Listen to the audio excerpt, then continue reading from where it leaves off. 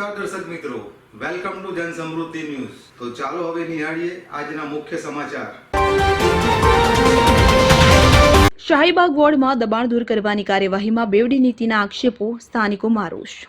અમદાવાદના શાહીબાગ વોર્ડના માધુપુરા વિસ્તારમાં ward inspector અને સબ ઇન્સ્પેક્ટરની કામગીરી સામે સ્થાનિક નાગરિકોમાં અસંતોષ જોવા મળી રહ્યો છે।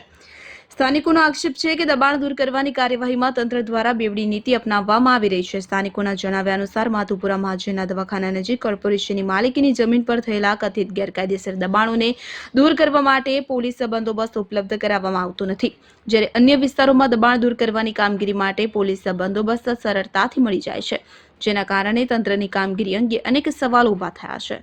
વિસ્તારના કેટલાક વેપારી દબાણો જેમ કે જલારામ ઢોંસા, ચામુંડા ટી સ્ટોલ અને સૂર્યકલા ટી સ્ટોલ અંગે પણ સ્થાનિકોમાં ચર્ચા ચાલી રહી છે। નાગરિકોનો આક્ષેપ છે કે આ દબાણો સામે અસરકારક કાર્યવાહી થતી નથી અને કેટલાક દબાણો રાજકીય આશ્રયના કારણે યથાવત રહેતા હોવાના પ્રશ્નો ઉઠી રહ્યા છે।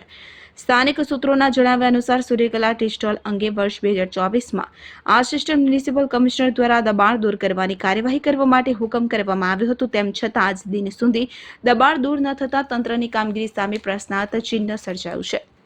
સ્થાનિકોનું કહેવું છે કે ડેપ્યુટી મ્યુનિસિપલ કમિશનર રમ્યકુમાર ભટ્ટ સમગ્ર પરિસ્થિતિથી વાકેફ હોવા છતાં કાયદાનો અસરકારક અમલ કેમ થઈ શક્યો નથી, તેની નિષ્પક્ષ તપાસ થવી જોઈએ। સ્થાનિક પ્રજાએ માંગ કરી છે કે સમગ્ર મામલે મ્યુનિસિપલ કમિશનર દ્વારા ઉચ્ચ સ્તરીય તપાસ હાથ ધરી જવાબદાર અધિકારીઓની ભૂમિકા સ્પષ્ટ કરવામાં આવે, તેમજ કોર્પોરેશનની જમીન પર થયેલા તમામ ગેરકાયદેસર દબાણો સામે સમાન ધોરણે કાયદેસરની કાર્યવાહી કરવામાં આવે।